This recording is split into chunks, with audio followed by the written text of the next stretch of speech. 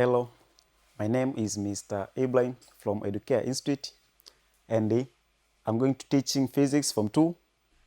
Our topic, we continue about Newton's laws of motion, which are subtopic Newton's first law of motion, Newton's second law of motion, the conservation of linear momentum, and the Newton's third law of motion.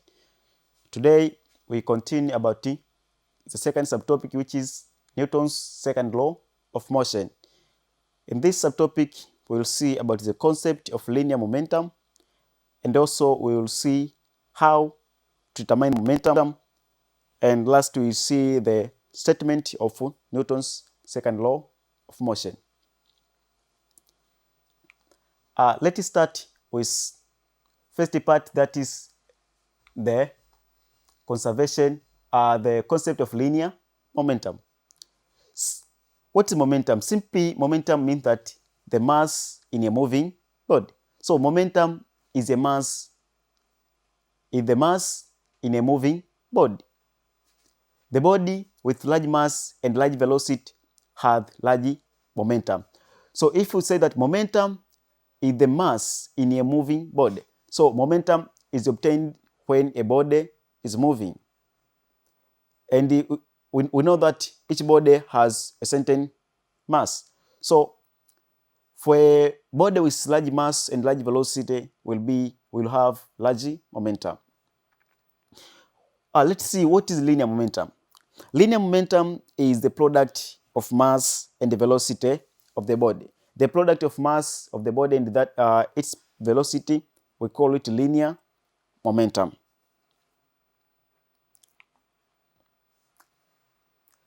Linear momentum is denoted by the letter P. So if you see the letter P, this means that it's the linear momentum. So from definition, we say that linear momentum is the product of mass and the velocity. So momentum is equal to mass times the velocity of the body. Short note is P is equal to mv. So this is how you can obtain linear momentum if you have mass and you have velocity of that body. So from this formula, P is equal to mv, you can deduce the SI unit of momentum. We know that SI unit of mass is kilogram and SI unit of velocity is meter per second. So if you take kilogram times meter per second, you get kilogram meter per second. So the SI unit of linear momentum or momentum is kilogram meter per second. So this is how you can get linear momentum. So if you have given mass and velocity and you have asked that determine the momentum of the body, so you have to enter this formula and consider the SI unit of mass, SI unit of this momentum, you get the momentum. After knowing about what is momentum, from this slide, you know, we've seen that momentum is a product of mass and velocity. But for any object, this mass is constant. So any object, if it is moving from one point to another point, only things that change is velocity, but mass does not change. So if mass does not change for any object, it means that if you want to change the momentum of the body, only option is one to change its velocity. So that since the mass is constant for any object, therefore an object can change its momentum by changing its velocity by applying force. When recall on Newton's first law of motion, that says that any object will remain on its state as a motion or rest unless a force is applied. So this body is moving with certain velocity, and you want to change the velocity of that body. In order to change momentum, you have to apply force. That force will go to change the velocity. But if no force applied, also momentum cannot change and the velocity cannot change. So this is how the statement means that because mass is constant, so you have to change velocity. And to change velocity, you have to apply force. So if you apply force on a body moving with certain velocity, you will change the velocity of the body, hence changing the momentum of that body. Note that the greater the force applied, the greater the change in momentum. So it means that momentum is directly proportional to the force applied.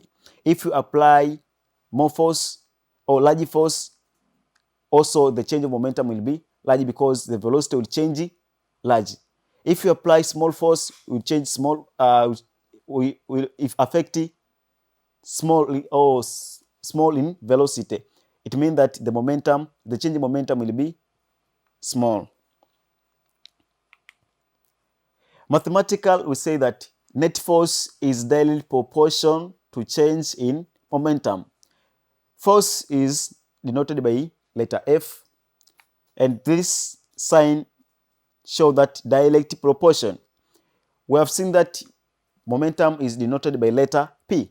So force is directly proportional to PF is the symbol of final momentum minus initial momentum.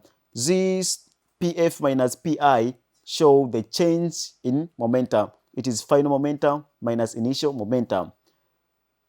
Also, you can denote as this F is directly proportional to change in P. This triangle show that the change.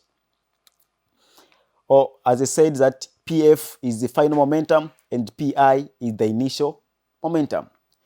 But also from the definition it says that momentum is the product of mass and the velocity. So how you can obtain PF final momentum and how you can obtain this PI, that is initial momentum. So say that if a body first or initial was moving with certain velocity Vi, and lastly the body, when force is applied, the body moves with velocity Vf. So to obtain Pf and Pi, P, we say that momentum is equal to mass times velocity. So to obtain the final velocity as the final momentum, we have to take the initial mass, the mass of the body, since it is constant, times the final velocity. And the initial velocity, we have to take mass of that body times initial velocity because mass is constant. So from our relation of mass and the change in momentum, we say that force is directly proportional to change in momentum. So we can write like this. Force is directly proportional to mv final minus mv initial. Since mass is constant both sides, we can take it out and obtain this expression. F is directly proportional to m vf minus vi. So this is how you can explain the concept of momentum and how linear momentum is related with force, so that force is directly proportional to change in linear momentum, or linear momentum depends on the force applied and the velocity. If you want to change it, change velocity, and to change the velocity, you have to apply force. After knowing about the concept of linear momentum, let's go to state the Newton's second law of motion. And another period we will know how to determine mathematically to calculate the linear momentum. But today let's continue with statement of Newton's second law of motion. Newton's second law of motion states that the rate of change of momentum of a body is directly proportional to the applied force, and it takes place in the direction in which the force acts. So this second law of motion explains about the concept of linear momentum, and it says that the rate of change of momentum is directly proportional to the applied force, and it takes place in the direction in which the force acts. So it means that that change of momentum depend on that change in momentum depend on the force applied. Also, the change of this momentum will take direction, will change in the direction of force. So if the body is moving forward and you apply a net force in that forward direction, this will cause the change in momentum. So the momentum will increase in that direction of force. This is how the meaning of this statement. So the rate of change of momentum, simply we note the rate of change of momentum is directly proportional to change in momentum over time, because this change of momentum over time is called the rate of change of momentum. As it says that this change in P is equal to PF minus PI. So PF minus PI over time. This is the rate of change of momentum. Rate is mean that something per time. So it said rate of change of linear momentum is the change of linear momentum per time. From Newton's second law of motion, we obtained that F is directly proportional to change in P over T. And the change in P, we obtain that it is equal to final momentum minus the initial momentum.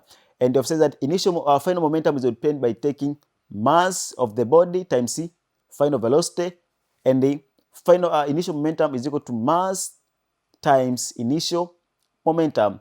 Over time, you obtain the change of momentum. So F will be directly proportional to mass times Vf minus Vi over time. But from definition of acceleration, it says that acceleration is the rate of change of velocity. Is the rate of change of velocity. So this Vf minus Vi over time, this all is called the acceleration. So take put here in M Vf minus Vi over T, put here acceleration. So we obtain the expression F is directly proportional to M times A. This is the mass and this is acceleration of the body. Let's introduce proportionality constant here. When we introduce proportionality constant here, we get that F is equal to KMA. But this constant K here is equal to, its value is 1. So if this value is equal to 1, if we introduce 1 here, we obtain F is equal to MA. So this is the final relation of force, mass, and the acceleration. After seeing here, let's see the summary of Newton's second law of motion, or conclusion from Newton's second law of motion. First, from second law of motion, we have seen that this Newton's second law of motion shows, it gives a relationship between force, mass, and acceleration. As we have seen in this slide, we have seen that force is equal to ma. After using this relation, we obtain the final expression, which show the relationship between force, mass, and the acceleration. Another is that for a body of constant mass, force is directly proportional to acceleration. Hence, the acceleration produced on a body is proportional to the net force. Is net force applied and in the same direction as that of force. So since every body or any body has a constant mass, so force will be directly proportional to acceleration. From relation here, since mass here, we say that mass of a body is constant. If mass of a body is constant, it means that force depends only on acceleration, or acceleration is proportional to force. If we increase acceleration of a body, if the body accelerated more, it means that the force applied is more, since mass is constant.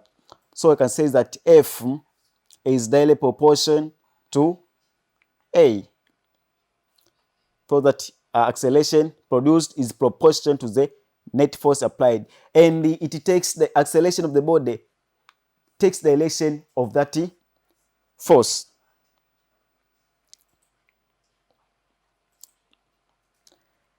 The last conclusion is that if there is no net force acting on a body, then the rate of change of momentum is zero. As you have seen that the rate of change of momentum is directly proportional to force applied. It means that if you apply no force, there will be no change in momentum. If you apply large force, the change in momentum will be also large. So if no net force acting on that body, the rate of change in momentum will be zero. That is, F is equal to mv minus mu over t will be equal to 0. Hence, the momentum is constant. So, if no change of momentum, it means that the momentum is constant. So, velocity is not changing. The final velocity and the initial velocity is the same. Or since mass is constant, so if we calculate final momentum and we calculate initial momentum, we obtain the same value. It means that the momentum is the same. So generally we say that the rate of change of momentum is directly proportional to the force applied. So the rate of change of momentum is directly proportional to force applied. If you apply small force, you obtain small change in momentum, and if you apply large force, you will obtain the large change in momentum. After discussing about Newton's second law of motion, we have seen about the concept of linear momentum. Let's pass through this task. You have to pass through this task to know if you have get something in this lesson. Explain why a bullet has a small mass but can have the same momentum with a roll. Why a bullet has a small mass but sometimes can have the same momentum with a roll. And question 2 is that describe how linear momentum is affected by mass and velocity of a body. So pass through this question, go and check if you have well understood. So this will be our end of this session, and we will proceed on this session by knowing how to apply Newton's second law of motion on calculating different problems. And we have will be the session